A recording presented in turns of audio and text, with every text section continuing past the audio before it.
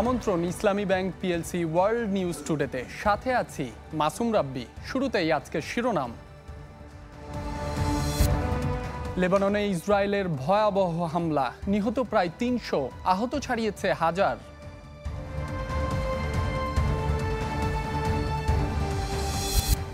এশিয়ার উন্মুক্ত জলসীমায় নিরাপত্তা জোরদারে সম্মত কোয়াড, যোগ দেন যুক্তরাষ্ট্র, ভারত, অস্ট্রেলিয়া ও জাপানের নেতারা। শ্রীলঙ্কার প্রেসিডেন্ট হিসেবে শপথ নিলেন অনুরা কুমারা দিশানায়েকে। বিন জর্জরিত দেশটিকে খাদের কিনারা থেকে টেনে তোলার অঙ্গীকার। লেবাননের দক্ষিণাঞ্চলে ভয়াবহ বিমান হামলা চালিয়েছে ইসরায়েল। এতে নিহত হয়েছেন ২৭৪ জন, আহত হয়েছেন কয়েকশো।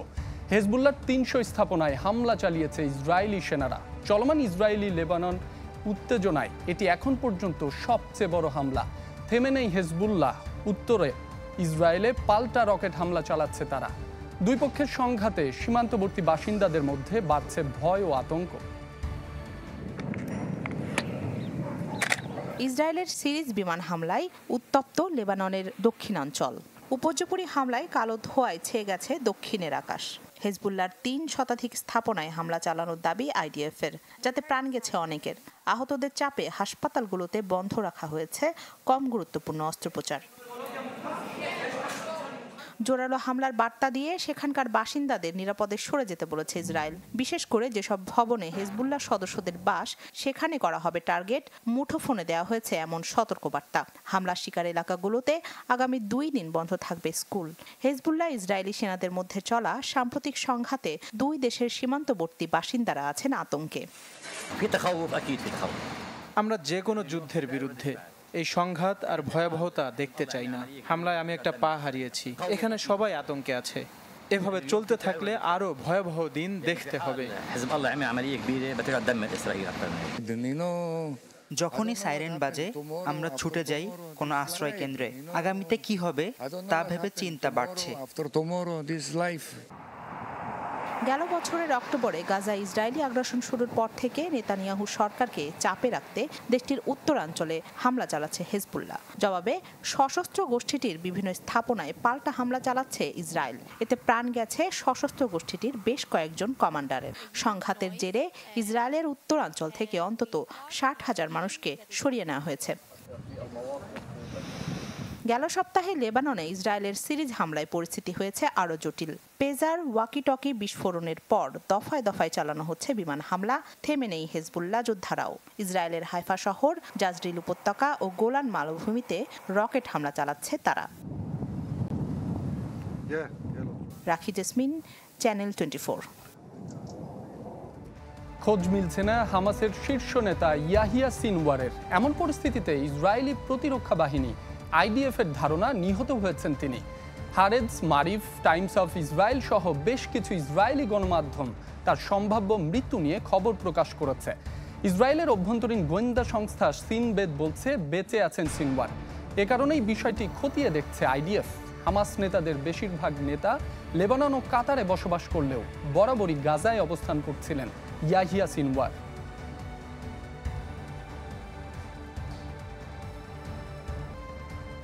এশিয়ার উন্মুক্ত জলসীমায় নিরাপত্তা জোরদারে সম্মত হয়েছে যুক্তরাষ্ট্র, ভারত, জাপান ও অস্ট্রেলিয়ার সমন্বয়ে গঠিত কোয়াড জোট। মার্কিন প্রেসিডেন্ট জো বাইডেনের নিজ শহর উইলমিংটনে আয়োজিত হয় এবারের সম্মেলন। অংশ নেন সদস্য 4 দেশের নেতারা। যুক্তরাষ্ট্রের ডেলওয়ারে হয়ে গেল প্রশান্ত মহাসাগরীয় অঞ্চলের কৌশলগত জোট কোয়াডের ৬ষ্ঠ সম্মেলন। অংশ নেন মার্কিন প্রেসিডেন্ট জো বাইডেন, ভারতের প্রধানমন্ত্রী নরেন্দ্র মোদী, অস্ট্রেলিয়ার প্রধানমন্ত্রী অ্যান্থনি আলবানিজ ও জাপানের প্রধানমন্ত্রী ফুমিও কিশিদা। সম্মেলনে অবাধ ও উন্মুক্ত অংশগ্রহণমূলক ভারত প্রশান্ত মহাসাগরীয় অঞ্চল প্রতিষ্ঠার প্রচেষ্টাকে এগিয়ে নেয়ার কথা বলেন নেতারা। নিরাপত্তা প্রতিষ্ঠায় একমত হওয়ার পাশাপাশি দক্ষিণ চীন সাগরের পরিস্থিতি নিয়েও উদ্বেগ জানান তারা। ঘোষণা দেন সদস্য 4 দেশের সেনাদের নিয়ে আগামীতে যৌথ উপকূলরক্ষী অভিযানের। ইন্দো প্যাসিফিক অঞ্চলকে নিরাপদ রাখতে যথাযথ উদ্যোগ নেওয়া হবে। আঞ্চলিক বন্ধু রাষ্ট্রগুলোর জন্য হাতে নেওয়া হবে নতুন সমুদ্র পরিকল্পনা। সদস্য দেশগুলোর কোস্ট গার্ডের মধ্যেও সহযোগিতার ক্ষেত্র তৈরি করা হবে। মুনশট ইনিশিয়েটিভ के तहत আমরা এমন একটা সময়ে এখানে মিলিত হয়েছি যখন যুদ্ধ ও নানা সংকটে জর্জরিত বিশ্ব গণতন্ত্রীয় মূল্যবোধের মাধ্যমে সব চ্যালেঞ্জ অতিক্রমের চেষ্টা করবে কোয়াড। और वैक्सीन का सहयोग देने की।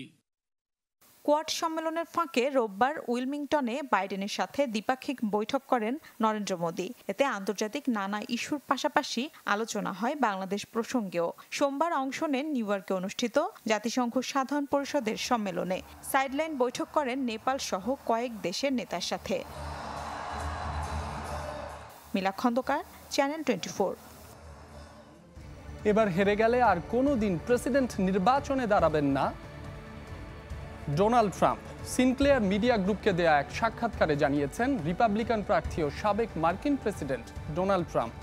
আসন্ন প্রেসিডেন্ট নির্বাচন ঘিরে হাড্ডাহাড্ডি লড়াই চলছে ডেমোক্র্যাট প্রার্থী কমলা হ্যারিস ও ট্রাম্পের মধ্যে। নির্বাচনী প্রচারণায় বরাবরই নিজের জয়ের ব্যাপারে আশাবাদী ট্রাম্প। গেল 4 দিনের মধ্যে দ্বিতীয়বারের মতো নিজের পরাজয়ের সম্ভাবনার কথা জানালেন তিনি। যুক্তরাষ্ট্রের আইন অনুযায়ী কোনো প্রেসিডেন্ট 2 মেয়াদের বেশি ক্ষমতায় থাকতে পারবেন না। সেই হিসেবে এবার জিতলেও 2028 সালের নির্বাচনে অংশ নিতে পারবেন না ট্রাম্প।